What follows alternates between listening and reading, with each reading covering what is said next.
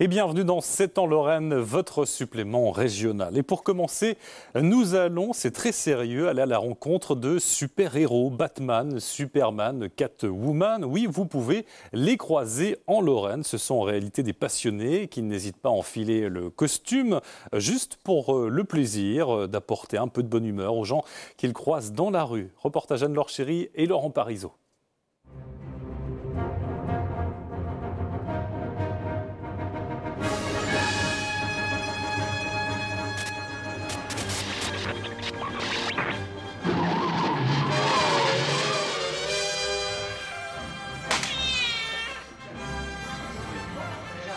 En exclusivité, nous sommes en mesure de vous révéler la vie secrète de Superman, Supergirl, de la Torche Humaine ou de Magneto. Quand ils ne sauvent pas le monde, ils se retrouvent à Velaine-en-Haye. Ce jour-là, c'était pour préparer leur prochaine convention de super-héros. Je suis vraiment tombé dans la science-fiction. Et puis, ce qui a fini de faire le déclic, c'est la sortie du premier Star Wars dans les années 70. C'est pas une question d'âge. Je connais des gens plus vieux que moi qui sont aussi passionnés que moi. Et une fois que ça vous tient, ça vous lâche plus. À 67 ans, je me sens quand même assez jeune dans ma tête pour continuer. Moi aussi, je suis tombée dans Star Wars en 77 quand il est sorti et j'en suis jamais sortie. Enfin, j'aimais déjà bien aussi la science-fiction. Star Trek, enfin, mais Star Wars, c'est vraiment la chose qui m'a fait décoller. Ce n'est pas un chat noir qui va effrayer Catwoman, c'est la secrétaire de l'association Génération Sci-Fi. Ça nous permet d'extérioriser beaucoup de choses, de passer outre. Par exemple, on ne peut pas s'habiller comme ça tous les jours. Enfin, ça fait vraiment, ça fait du bien au moral en fait.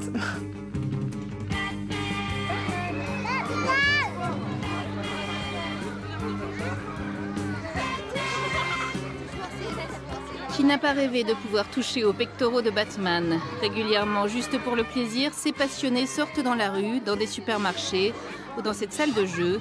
Super pouvoir numéro 1, donner le sourire aux plus petits.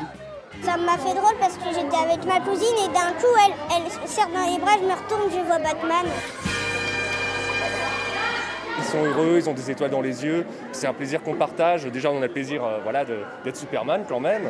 Et puis, on offre un peu de rêve aux enfants, un moment d'évasion. Ça fait très plaisir. Qu'est-ce qu'ils vous demandent ?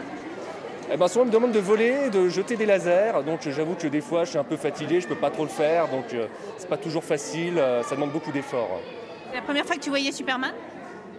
Je l'avais déjà vu quelque part, mais sinon, ici, c'est la première fois. On s'imaginait plutôt le renard, mais pas Batman et Superman. Et quand en plus, on est venu là pour sa fête d'anniversaire avec ses copines. Ça fait quoi d'avoir Batman à son anniversaire ? C'est bien, c'est marrant. Tu l'avais commandé ? Non. C'est très agréable de leur donner un sourire, tout ça, de la joie, c'est bien.